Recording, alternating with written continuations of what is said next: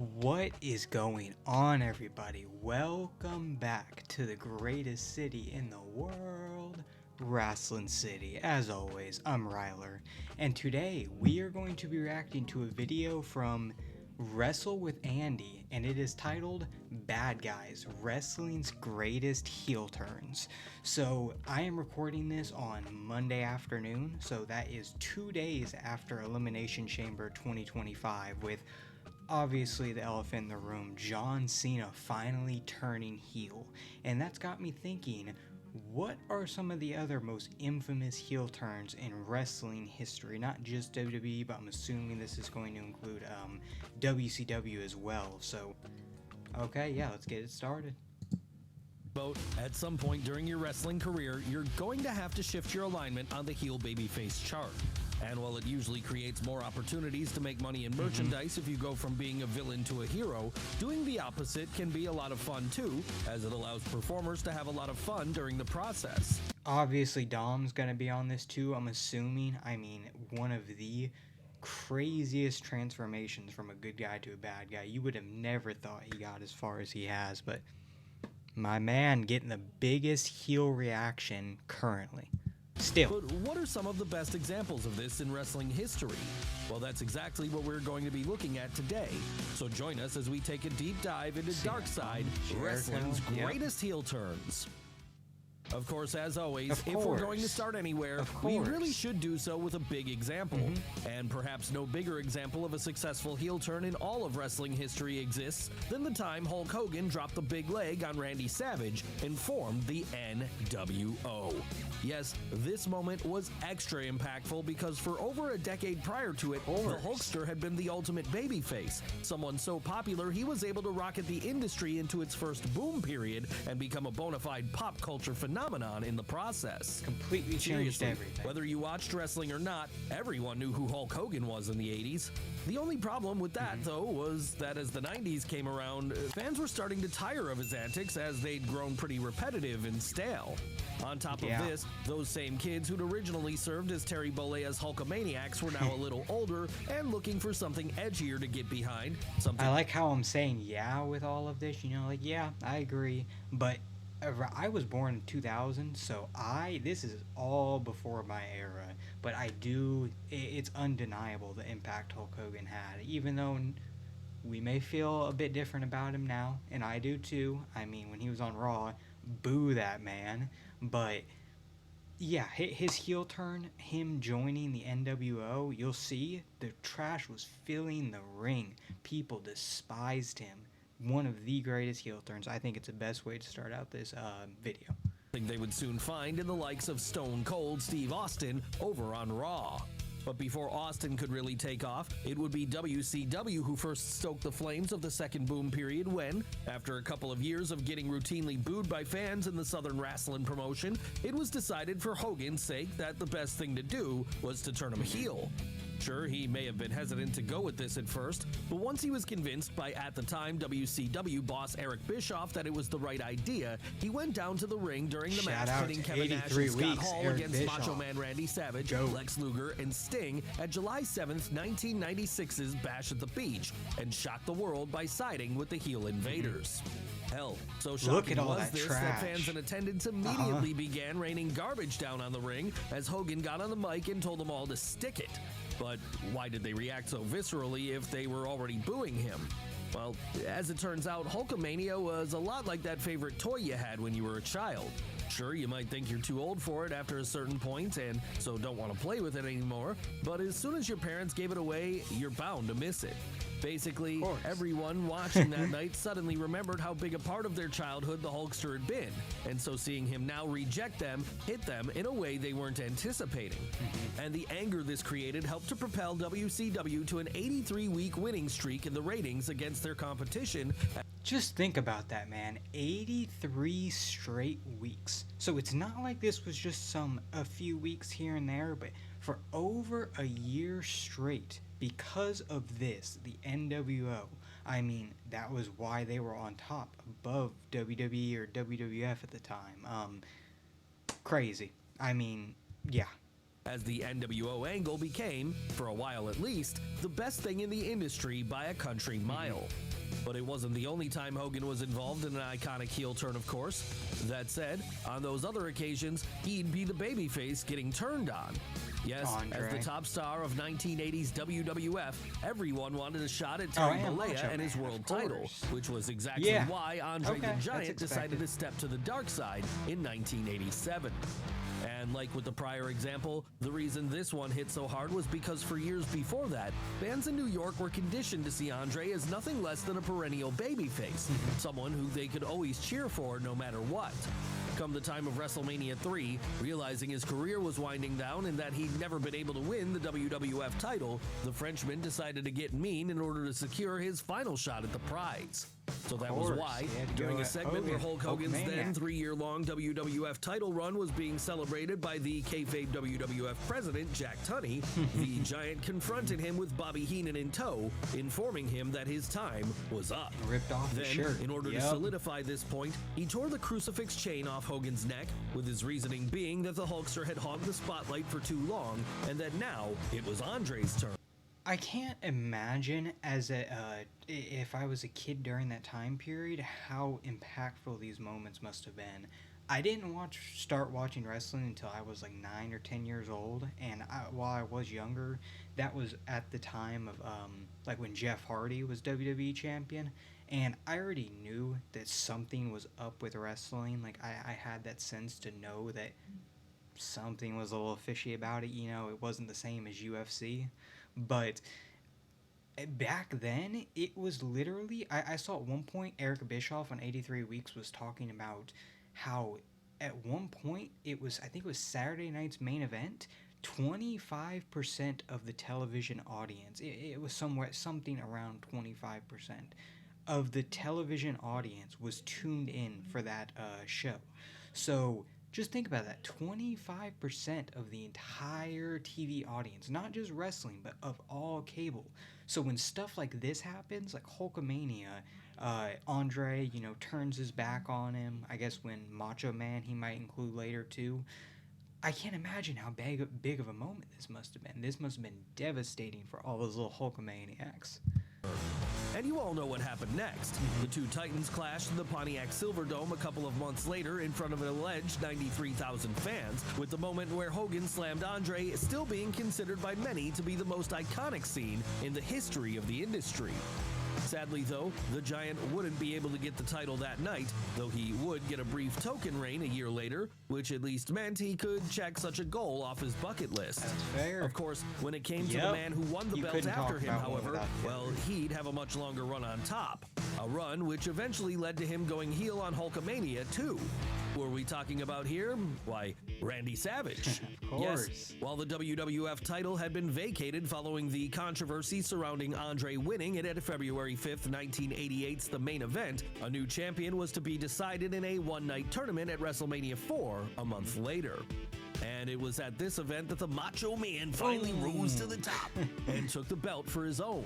But even with him now being the supposed star of the company, he soon realized he was still second fiddle to the Hulkster in the grand scheme of things, as over the course of the next year, he wouldn't main event a single pay-per-view, and he'd usually be cast as the tag team partner to Terry Bollea. It's so crazy how this situation, they had real-life tensions, Miss Elizabeth was actually his, I don't know if it was his wife at the time or just girlfriend, but they had those real-life tensions, and later on, maybe 10 or 11 years later, Randy Savage made a legitimate diss record against Hulk Hogan. So knowing that this was grounded in reality makes it that much better.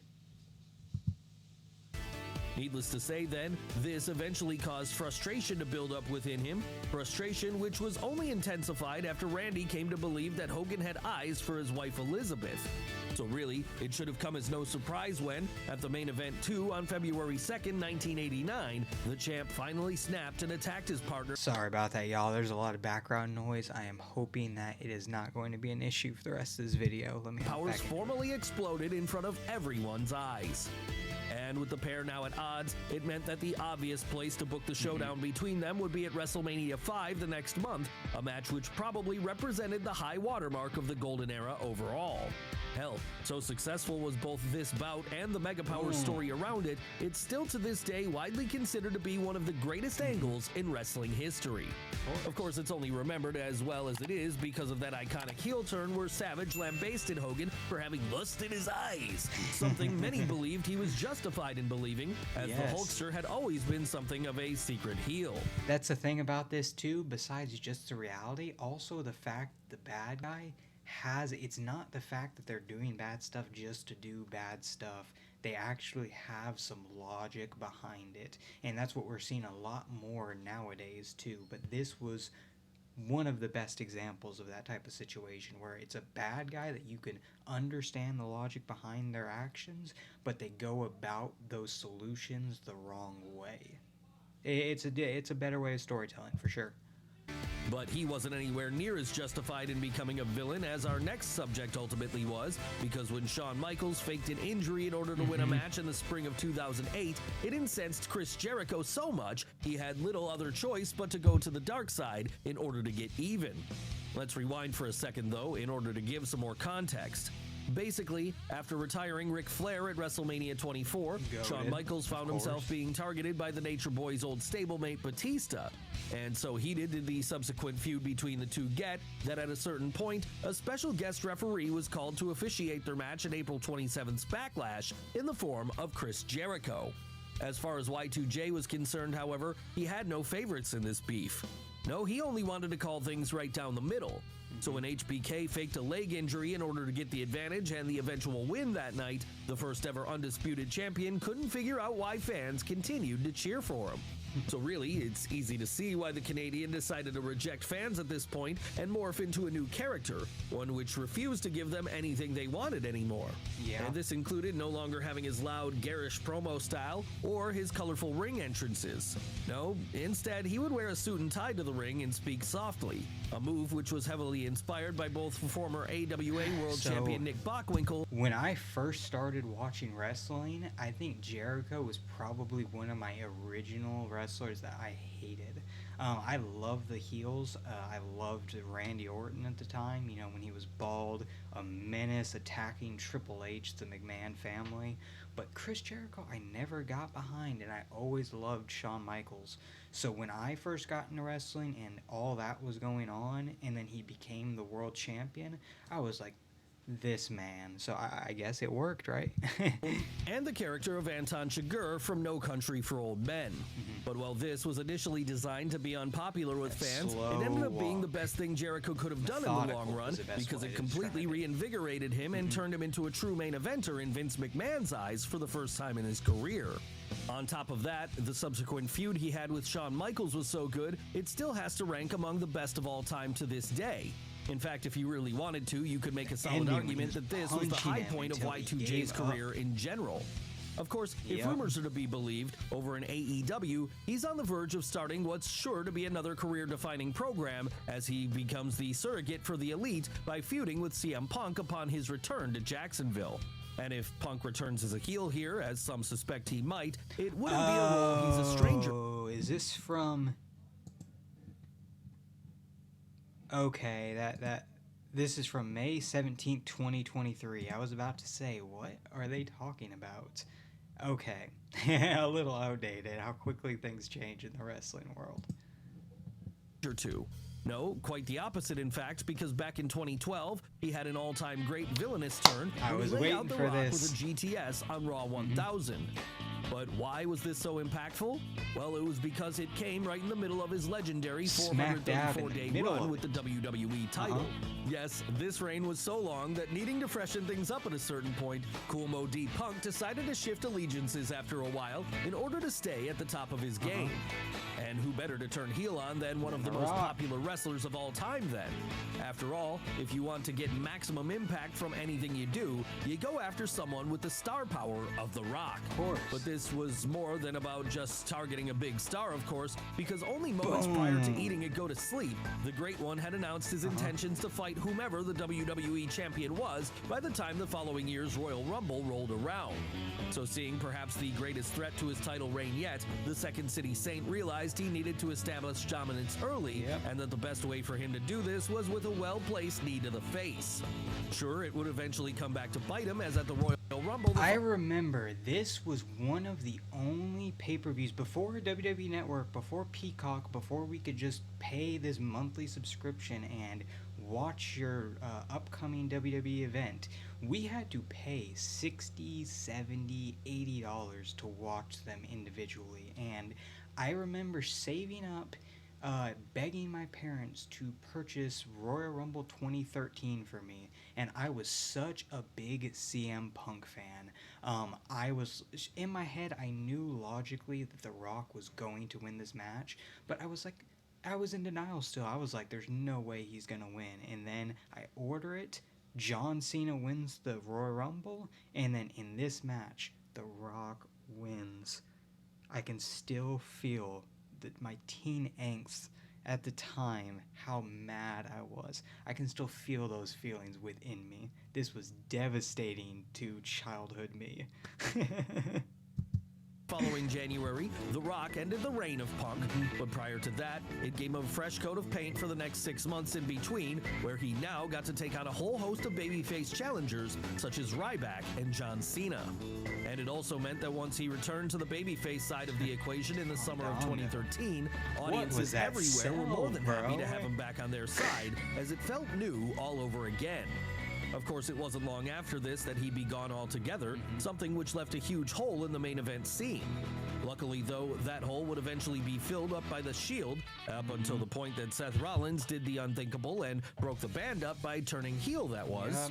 Yes, between 2012 and 2014, there were few more popular acts in wrestling than the Hounds of Justice, because whether heel or babyface, they were always booked as a completely dominating force. And because of this, then, all three of their members, Rollins, Dean Ambrose, and Roman Reigns, were quickly accepted by fans as major players in waiting. But despite them seeming unbeatable, everyone knew the split was coming sooner or later, as management clearly had plans to go with Reigns as their next top singles star.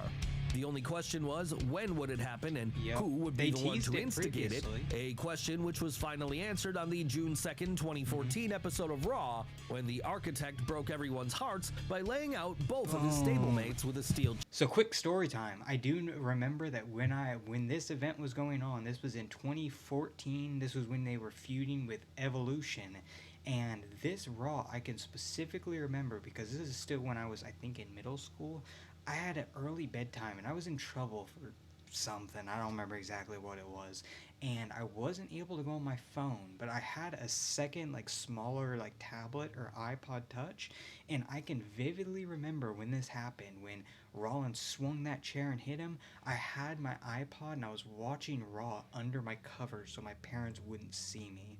And when Rollins swung that chair, I remember screaming, just like that dude in the crowd right before it happened, going, no, why would you do this? And I screamed so loud that I was under the covers. I got lightheaded and my mom came in right after, and I tried to pretend like I was asleep, but it didn't work, obviously, and I got my iPod taken away. Good times.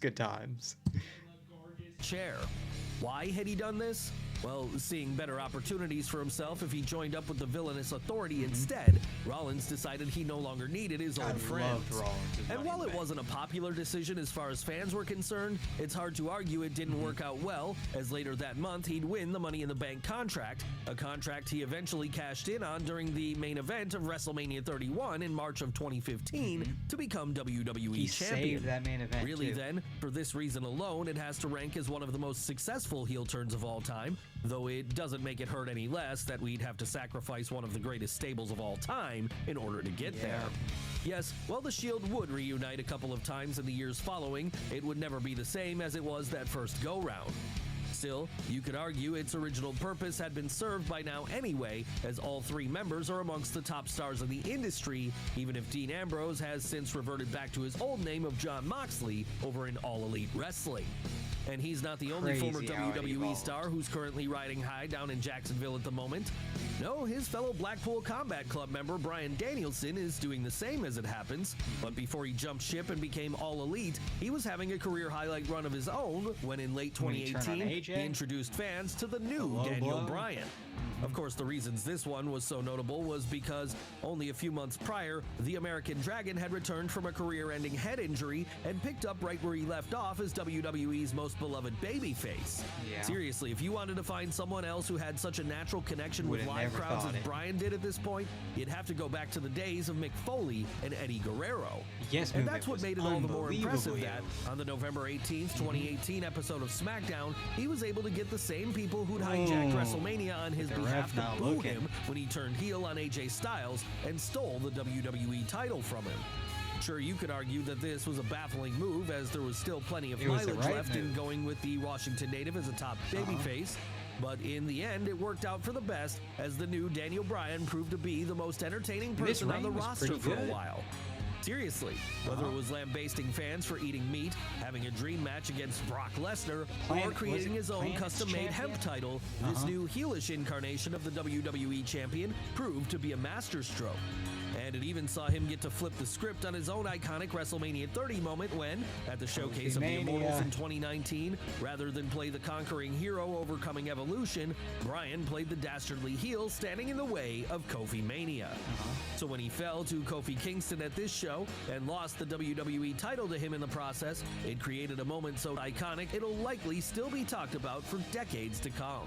It's crazy. Kofi Mania, the difference of 5 years. He went from being that underdog that was being held back by the authority. You know, Randy Orton was their selected champ.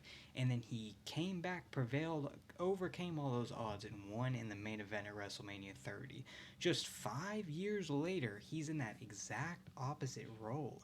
That's just crazy how wrestling evolves. I can't, I wonder how it's going to be in 5 years. Are we going to see the exact opposite?